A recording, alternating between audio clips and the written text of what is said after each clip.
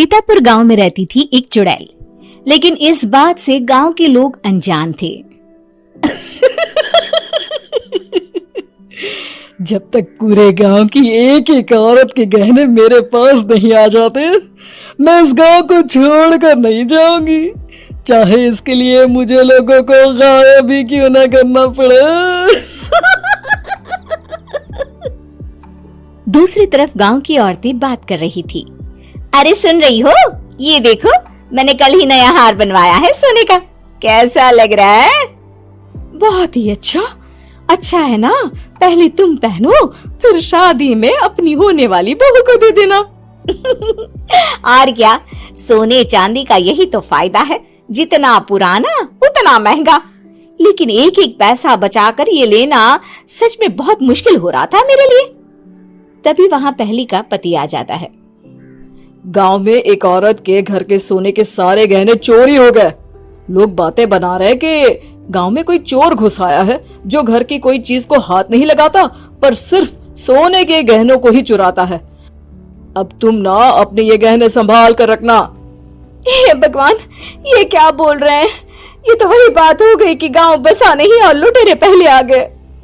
दूसरी तरफ गांव के ही एक घर में रंजना रहती थी। उसके पति का गांव में चाउमीन का ठेला था।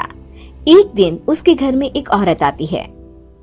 अरे रंजना, तू गांव में नहीं है तो सोचा तुम्हें बता दूं। गांव में बात चल रही है कि गांव में एक चोर घुस आया है जो घरों के सोने के गहने चुरा लेता है।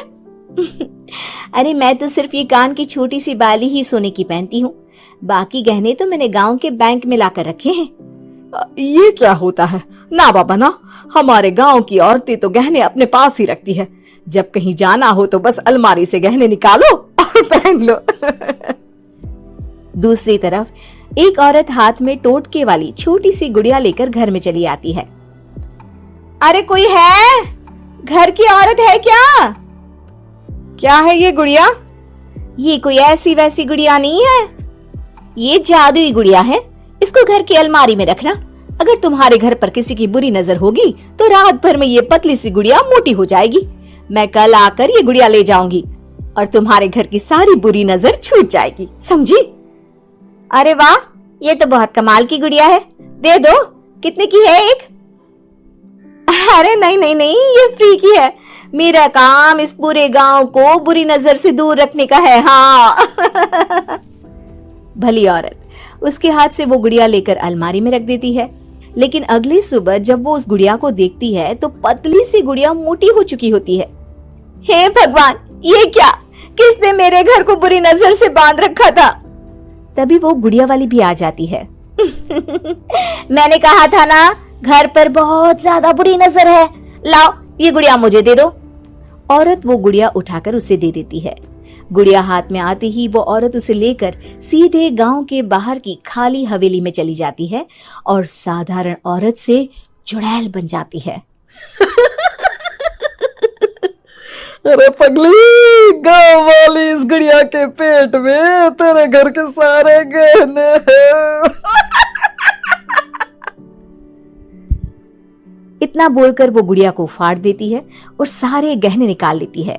वहीं दूसरी तरफ, हे भगवान, मेरे घर के सारे गहने चोरी हो गए। उस औरत के घर के आसपास लोगों का जमावड़ा हो जाता है और लोग बातें करने लगते हैं। लो जी, ये भी घर गया। पता नहीं कौन चोर है जो इतनी होशियारी से गहने चुरा लेता है। कुछ समझ में नहीं आ रहा कि कौन है। लोग तो घर से कहीं जाते भी नहीं है, न ताला लगे न घर खाली हो, फिर भी रातों रात गहने चोरी हो जाते हैं। अरे हम तो कहते हैं लोगों को बारी बारी चौकीदारी करनी चाहिए, चोर को तो पूरे गांव वाले मिलकर पकड़ ही लेंगे। लोग बारी बारी घरों की चौकीदारी भी करते हैं, लेकिन चोरी होने का सिलसिला रुकता ही नहीं। फिर एक दिन रंजना के पड़ोस से भी रोने की आवाज आती है। अरे आज ही घर की बुरी नजर उतरी और आज ही सारे गहने भी चोरी हो गए। कैसी बुरी नजर? क्या हुआ था? तभी वहां उस औरत का पति भी आ जाता है जिसके घर में गहनों की चोरी हुई थी। हाँ, मेरी बीवी ने भी किसी गुड़िया को घर में बुरी नजर उतारने के लिए रखा था, लेकिन अगले दिन गहने चोरी हो गए। अब रंजना को कुछ कुछ बात समझ में आ जाती है। वो गांव वालों से कहती है, देखिए अब आप लोग चिंता न करें, जल्द ही चोर पकड़ा जाएगा। उस नजर उतारने वाली गुड़िया को आज मेरे घर कोई भेज देना। फिर क्या था, चुड़ैल को लोग रंजना के घर भेजते हैं। पहली बार देखा है कोई खुद लुटने को तैयार बैठा है। तो तू है जिसे घर की बुरी नजर उतारनी है? ये ले गुड़िया, ये सुबह तक मोटी हो गई तो समझो तुमको और तुम्हारे घर वालों को नजर लगी है। हाँ हाँ, मैंने काफी सुना है। तुम ये गुड़िया मेरे घर छोड़ देना। अरे क्यों नहीं, कल सुबह आऊंगी जब गुड़िया तुम्हारे घर की सारी बुरी नजर लेकर मोटी हो जाएगी, ठीक है? अब क्या था, रात को रंजना ने पूरी नजर गुड़िया पर रखी। वो अपने पति और गांव के कुछ लोगों को घर की खिड़की से घर के अंदर नजर रखने को कह देती है, और फिर जो नजारा सब देखते हैं वो हैरान करने वाला होता है। गुड़िया धीरे से अलमारी खोलकर बाहर आती है। अलमारी के सारे गहने लेकर घर में जहां जहां गहने होते हैं वो लेकर अपने मुंह से खा जाती है। वो जितने गहने खाती उतनी ही मोटी हो जाती और फिर अलमारी में बंद हो जाती है। गांव वाले डर के मारे वहीं बेहोश हो जाते हैं। लेकिन सुबह जब वो औरत गुड़िया लेने आती है, रंजना उसका सामना करती है। ये देखो गुड़िया कितनी मोटी हो गई है, लगता है मेरे घर में बहुत लोगों की नजर लगी है। लाला ये गुड़िया मुझे दे दे, अरे बहुत कीमती गुड़िया है ये। तेरे घर की सारी बुरी नजर मैं गांव के बाहर वाली हवेली में फेंक आती हूँ।